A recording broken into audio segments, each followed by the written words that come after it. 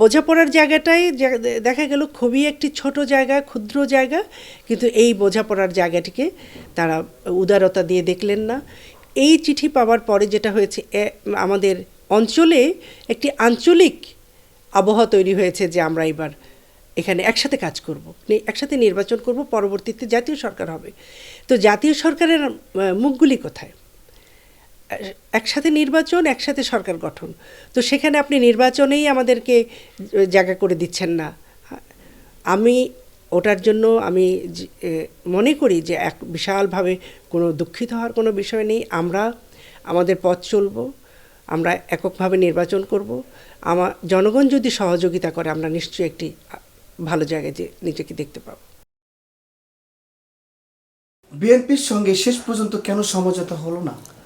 এটি আসলে আমি জানি না। বিএনপির সাথে যে যুগপৎ আন্দোলন চলার পথ অনেকটা লম্বা ছিল, আর এখানে জিনিসটি দাঁড়িয়েছিল কি, একটি বিষয় তো খুবই উল্লেখ করা প্রয়োজন। আজকে আমি কখনোই এটি বলিনি যে তারা একটি চিঠি দিয়েছিল 22শে অক্টোবর। কেমন অভ্যুত্থানের পরপরই তারা একটি চিঠি দিয়েছিল তাদের নেতাকর্মীদেরকে যে আসম আব্দুর রব স্বাধীনতার পতাকা উত্তোলক, মহান মুক্তিযুদ্ধের অন্যতম সংগঠক, উনি এই ফেসিবাদ আন্দোলনে যথেষ্ট অবদান রেখেছেন। খালেদা জিয়ার মুক্তির জন্য উনিও কথা বলেছেন, এবং এগুলো সত্য, এটাও তো প্রকাশিত, সমস্ত অনলাইনে রয়েছে। এবং উনি আরেকজন নেতা, সেই জন্য উনি আরেকজন নেতার জন্য বলবেন, এটাই রাজনৈতিক শিষ্টাচারের অংশ। সেখান থেকে উনি বলেছেন, চেয়েছেন।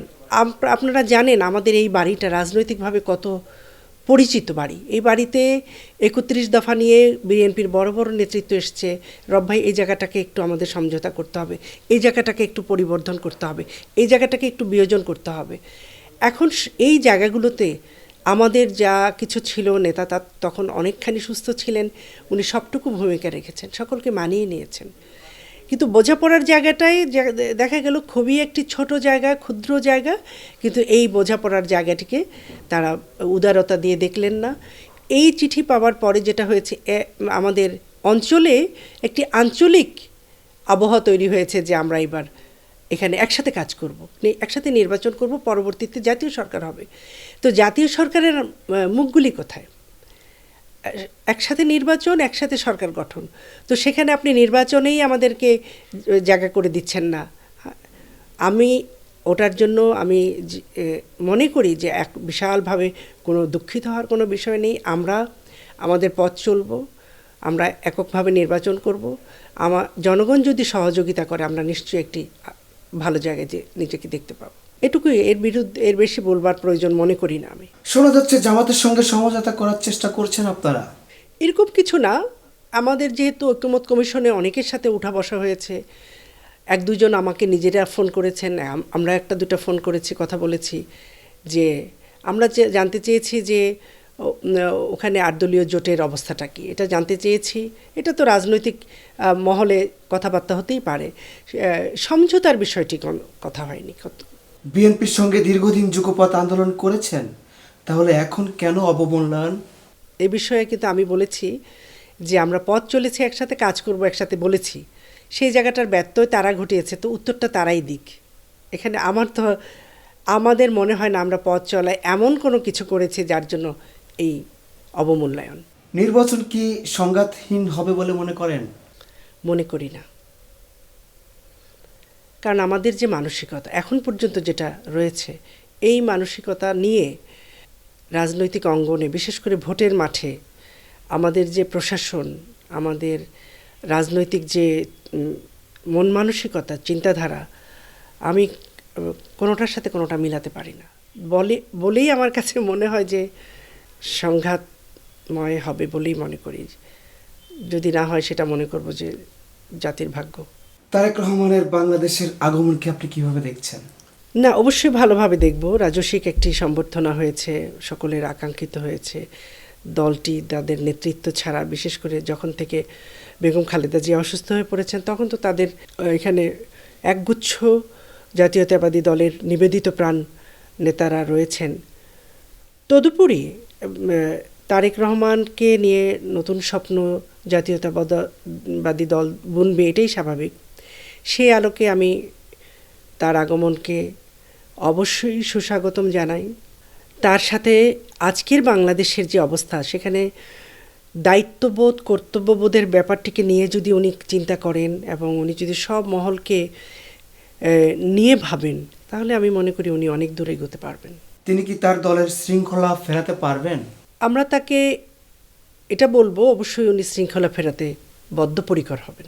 কেউ কেউ বলছেন তারেক রহমান ভবিষ্যৎ প্রধানমন্ত্রী, আপনি কি মনে করেন? জাতীয়তাবাদী দল একটি বড় দল, তারা যদি সংখ্যাগরিষ্ঠ দলে নির্বাচিত হয়ে আসে, যদি নির্বাচনটি সুষ্ঠুভাবে সম্পন্ন হতে পারে, তবে নিশ্চয়ই উনি ভবিষ্যৎ প্রধানমন্ত্রী। আমি আগাম তাকে অভিনন্দন জানিয়ে রাখলাম। অনেকটা সময় উনি দেশের বাইরে থেকে নিজেকে তৈরি করেছেন। তার অনেক ভার্চুয়াল মিটিংয়ে আমরা অংশগ্রহণ করেছি, আমরা দেখেছি এবং অন্যগুলো শুনেছি। তার মধ্য দিয়ে যে উনি নিজেকে তৈরি করেছেন, গড়ে তুলেছেন, এখানে এসে উনি মাটি ছুঁয়ে যে অনুভূতিটা প্রকাশ করেছেন, এটাও কিন্তু আমাদের একটি ভালো লাগার বিষয়, যে আমরা আসলে এই মাটির মানুষ সকলে। আর নিজের দেশ, নিজের মাটি, সারাটা পৃথিবীকে, আমি অনেক সময় বলি এ কথাটা যে পৃথিবীর অনেক সুন্দর, কিন্তু আমি সেটা তো বলতে পারি না আমার। কিন্তু এই মাটিটার যা কিছু সুন্দর, যা কিছু অসুন্দর, সবই কিন্তু বলতে পারি আমার। সেই অনুভূতি থেকে উনি মনে করি যে উনি এই বিষয়গুলো নিয়েই ভবিষ্যৎ প্রধানমন্ত্রী হবেন। এবং অমীমাংসিত যে বিষয়গুলো এখনও আমাদেরকে কুরে কুরে খাচ্ছে, এবং মীমাংসিত বিষয়গুলো নিয়ে নতুন করে ঝামেলা তৈরি হচ্ছে, নতুন করে সমস্যা তৈরি করছে কোনো কোনো পক্ষ, এবং এখানে একটি অস্থির এবং মনোভাবাপন্ন কোনো একটি জায়গাকে একেবারে প্রাতিষ্ঠানিকভাবে এখানে বসিয়ে দেওয়ার সুযোগ নেওয়া হচ্ছে।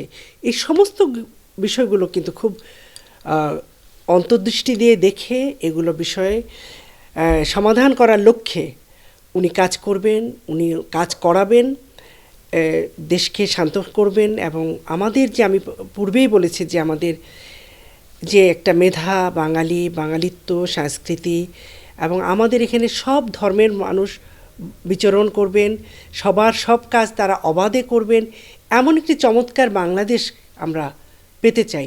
সেই জায়গাটিতে উনি প্রধানমন্ত্রী হয়ে যদি কাজ করেন, খুব দ্রুতই সেটা করা সম্ভব। কারণ রাজনৈতিকভাবে আমরা যত পক্ষই কাজ করি না কেন, যখন নির্বাচনের মধ্যে দিয়ে একটি সরকার গঠন হয়, একটি বিশেষ কোনো দল সরকার গঠন করে, তখন পুরো দায়িত্বটা কিন্তু তাদের উপর চলে যায়।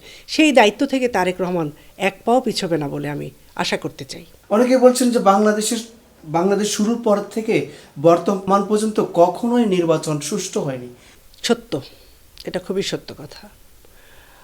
আমি আমার জানা মতে দুটো নির্বাচনকে দেখেছি, 2-3টে নির্বাচনকে দেখেছি কিছুটা ভোটাধিকার প্রয়োগ করতে পেরেছে। সেই সময়টিও এবার হবে কি না, এবার সরকার বলছে, আইনশৃঙ্খলা বাহিনীরা বলছে যে না, ভালো ভোট হবে, কিন্তু আমাদের অভিজ্ঞতা বলে যে ভালো ভোট হওয়ার সুযোগটা কম। আর ভালো ভোট যদি না হয় তাহলে কি হবে? যোগ্যরা বঞ্চিত হবে, আবারও সেই সংসদ হবে যেখানে দেশ ও জাতির কথা হবে না, আইনের কথা হবে না, যেখানে শুধু দলের কথা হবে, ব্যক্তির কথা হবে, স্তুতি হবে, বিশেষ কাউকে নিয়ে শুধুমাত্র স্তুতি হবে, ওই স্তুতির উপরে ডিপেন্ড করবে ভালো মন্দ। এমনটি আশা করতে চাই না, একদমই চাই না। সুষ্ঠু নির্বাচন হওয়া দরকার, আমাদের সকলকে সাবধান হওয়া দরকার, এখনই সতর্ক হওয়া দরকার।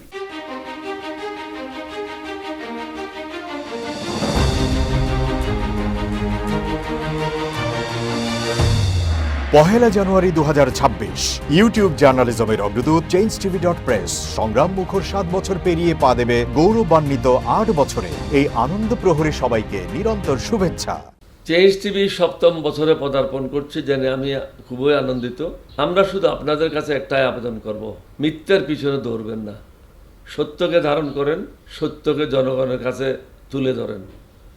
সেটা যতই কঠিন হোক না কেন, পিছপা হবেন না, ভয়ের কোনো কারণ নাই। আল্লাহর সাথে থাকেন, আল্লাহ আপনাকে সাহায্য করবে। কোনো মানুষের কাছ থেকে কোনো সাহায্য কামনা করবেন না। ধন্যবাদ। changeTV.press, এক ফোঁটা হলুদও নেই।